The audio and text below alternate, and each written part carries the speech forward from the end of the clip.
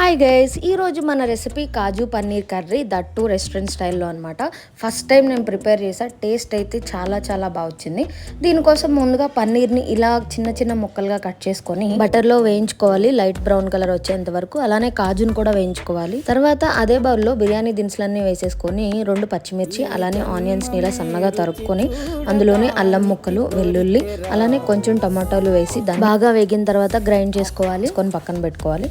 ఆ తర్వాత సేమ్ ప్యాన్లో అగైన్ ఉన్న దినుసులన్నీ వేసుకొని 2 పచ్చిమిర్చి వేసుకొని సన్నగా తరిగిన ఆనియన్స్ని వేసుకొని అందులో పసుపు, ధనియాల powder, chicken masala, garam masala and కొంచెం కారం, తగినంత ఉప్పు వేసుకొని దాన్ని ఫ్రై చేసుకుంటూ ఉండాలి. అట్లా కొంచెం ఆయిల్ పైకి తేలగానే ఆల్రెడీ గ్రైండ్ చేసుకున్న మిశ్రమాన్ని ఇందులో యాడ్ చేసుకొని ఫ్రెష్ క్రీమ్ని యాడ్ చేసుకొని ఇంకొంచెం కుక్ అయిన తర్వాత ఆల్రెడీ మనం ఫ్రై చేసి పెట్టుకున్న పన్నీరు, కాజును యాడ్ చేసి కొంచెం కొత్తిమీర అలానే కసూరి మేతి వేసి ఇలా సర్వ్ చేసుకుంటే టేస్ట్ అయితే చాలా చాలా బాగుంటుంది.